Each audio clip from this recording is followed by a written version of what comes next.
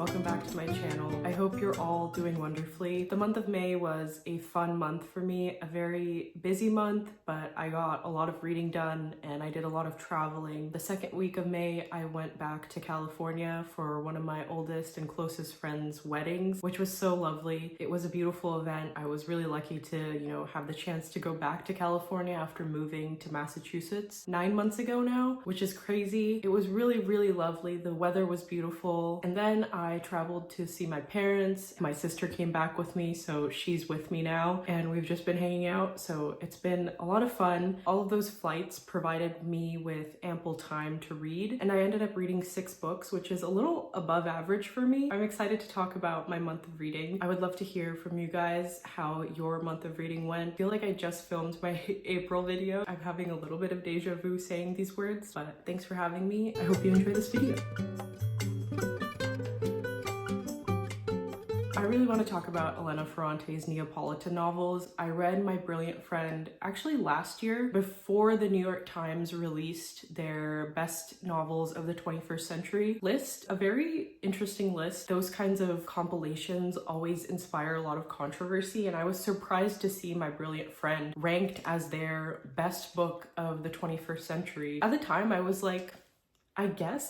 I thought it was a really good book, and I was like, I could see someone making the case for it, but I hadn't read the rest of the series. Now that I have, it was actually a really, really good choice. The best way to describe the series is as a recounting of the friendship between these two girls who grew up in Naples in the 60s. It's so beautiful. A lot of it is just these two girls going to school, going through the motions of life. But the two main characters are Lenu and Lila. Lenu is a nickname for Elena. You might notice that the author's name is also Elena. A lot of people tend to believe that the series is autobiographical, especially because no one knows Elena Ferrante's real identity. I tend to believe that the series is autobiographical because it's just so specific. Certain events happen and it is very meta. And at the end of the day, I feel like it doesn't matter what Elena Ferrante's real identity is. There's a really interesting conversation to be had about death of the author with this whole situation, because I feel like I know Elena,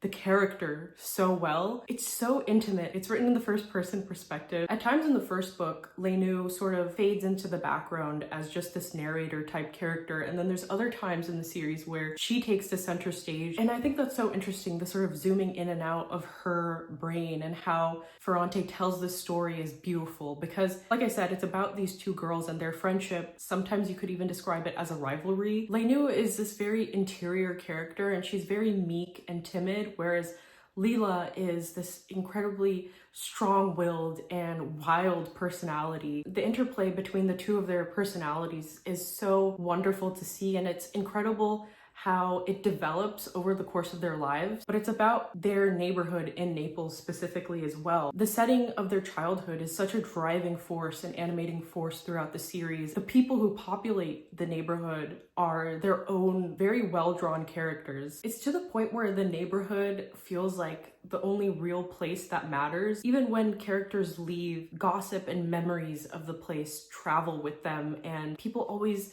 come back and circle back to this place as sort of the nucleus of the story. Their neighborhood is a very violent and poor neighborhood. Money and violence are really the heart of pretty much every single conflict throughout the series. In the first book, My Brilliant Friend, Lila and Lenu are attending elementary school. This concept of education as a vehicle for upward mobility is something that Ferrante comes back to a lot, but it ends up being that Lenu continues on with her education and goes to middle school, but Lila does not, and she has to drop out and help out with her family's business. That fork in the road creates so many different challenges for both of the girls. The series deals with so much within that. It talks about education and politics and feminism, and it does so in such an organic way. Everything that happens in this book is so normal. People get married, they have kids, people have changes in fate. A lot of the stuff that's so interesting about this series is the sort of psychologies of the character. In novels, there's this concept of the happy ending. I feel like in novels, you have almost this obligation to the reader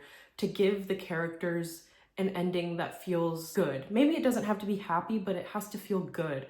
and there has to be this sense of closure. You know, I don't want to give too much away, obviously, about the series ending, but the series doesn't necessarily end in a way that gives the reader that closure. If it is true that these books are autobiographical, then it reflects real life in a way that is so heartbreaking and tragic. I don't know if I would recommend these books necessarily, because at the end of the day, there's not much that happens. I think everyone should read these books at the same time. Just off these 4 books, Ferrante has become one of my favorite authors of all time. The next book I wanted to talk about is Abundance by Ezra Klein, and it's a really, really popular book, which is why I decided to pick it up. I'm of two minds about this book. On one hand, I thought the book itself was really dry and boring. I felt like the book was very simple in its message. Like, I could really sum up what the book is trying to say in 2 parts. One is that we should lower the amount of bureaucracy that exists within government. And the second part is that we should fund more scientific research because it's good. I don't disagree with the message at all,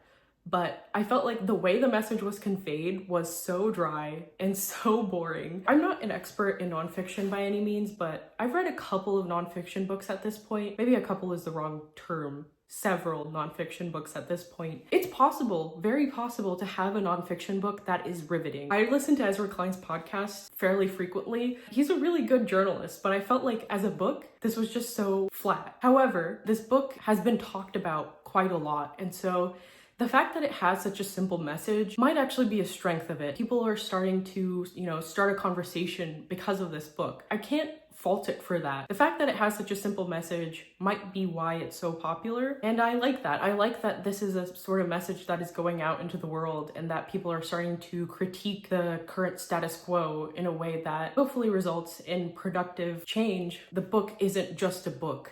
It's also a message and part of pop culture in a way. For something a little lighter and more fun, I decided to pick up Lies and Weddings by Kwan. I did not like this book. I was especially disappointed because of how much I loved the Crazy Rich Asians trilogy. Granted, it's been a while since I read the trilogy, so I might have been embellishing my experience of it. I remember that trilogy, Kwan went into the concept of having a story set among insanely rich people and recognizing that there was an element of wish fulfillment, but also that there is a critique and absurdity to that environment. There were just really interesting characters in that trilogy. Nick, Rachel, Astrid especially, I felt like was the heart. And I especially loved the setting of Singapore. To me as a Western reader, I just loved the description of the culture and the food, the way that characters interacted in a way that was